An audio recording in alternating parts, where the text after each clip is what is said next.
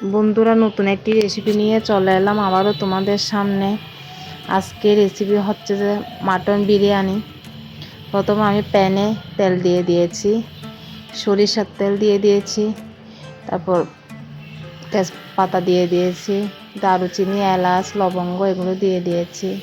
এগুলো একটু হালকা ভেজে নেওয়ার পর পেঁয়াজগুলো দিয়ে দিয়েছি। পেঁয়াজগুলো বাদামি কালার আসা পর্যন্ত ভেজে নিব, নরম যেন মাংসের সাথে পেঁয়াজগুলো ভালো মতো মিশে যায়। পেঁয়াজগুলো একটু বাদামি রং করে ভেজে নিব। তোমরা দেখতে থাকো বন্ধুরা, তোমাদের সাথে আমি রেসিপিটি শেয়ার করছি।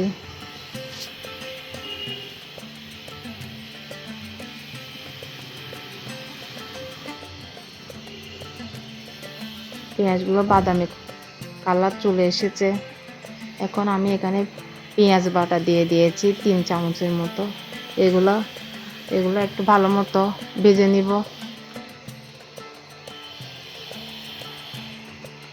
এগুলো ভাজা হয়ে আসলে এরপর ম্যারিনেট করা মাটনগুলো দিয়ে দিয়েছি। মাটনটা ম্যারিনেট করাটা স্কিপ হয়ে গেছে, আমি তোমাদেরকে মুখে বলে দিচ্ছি। মাটনটা আমি ম্যারিনেট করেছি। হাফ কাপ দধি দিয়েছি, 2 চামচ লাল মরিচের গুঁড়ো দিয়েছি, হলুদ গুঁড়ো আমি দিই নাই, 2 চামচ ধনিয়ার গুঁড়ো দিয়েছি, 1 চামচ জিরের গুঁড়ো দিয়েছি, আর বিরিয়ানির মশলা দিয়েছি। আমার ঘরে তৈরি করা বিরিয়ানির মশলাটা আমি দিয়েছি। দিয়ে ম্যারিনেট করে রেখেছিলাম আধা ঘন্টার জন্য। এরপর আমি মাংসটা কষিয়ে নিচ্ছি। মাংসটা 80% সিদ্ধ হয়ে আসা পর্যন্ত অপেক্ষা করব। এখন আমি বাদামের গুঁড়া দিয়ে দিয়েছি। বাদামগুলো আমি ব্লেন্ডারে গুঁড়ো করে নিয়েছি।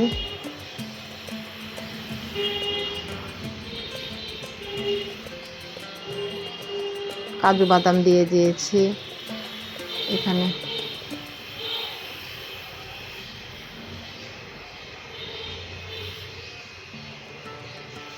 মাংসটাকে ভালো মতো কষানো শেষ হওয়া পর্যন্ত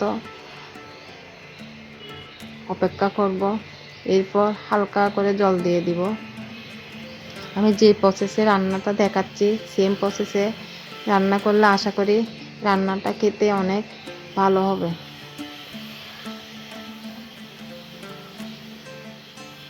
এখন আমি বিরিয়ানি রান্না করার জন্য চালটা আগে থেকে ধুয়ে নিয়েছিলাম।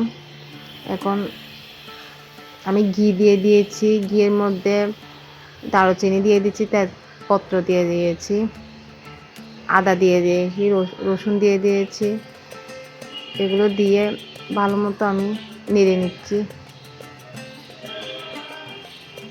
ওগুলো ভালো মতো ভাজা হয়ে আসলে এরপর আমি চালগুলো দিয়ে দিয়েছি। এখন চালগুলো আমি ভালো মতো ভেজে নিব। চালগুলো যত বেশি ভাজা হবে বিরিয়ানিটা তত বেশি ঝুরঝুরে হবে। আমি আলু দেওয়াটাও স্কিপ হয়ে গেল। আলুটা আমি আগের থেকে ভেজে নিয়েছিলাম। আলুটা আমি চালে জল দেওয়ার সময় আলুটাও দিয়ে দিয়েছি। আলুটা যেন সিদ্ধ হয়ে যায়। এখন আমি কিশমিশ দিয়ে দিয়েছি, আলু ভকরা দিয়ে দিয়েছি। এগুলো দিলে বিরিয়ানির টেস্টটা আরও বেশি বেড়ে যায়।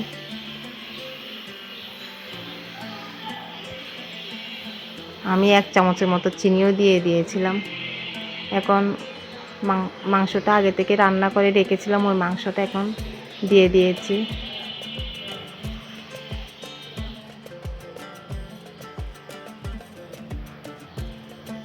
চালগুলো যখন 80% সিদ্ধ হয়ে আসা পরে আমি মাংসটা দিয়ে দিয়েছি। দেখো বন্ধুরা, আমার বিরিয়ানি রান্না রেডি হয়ে গেল।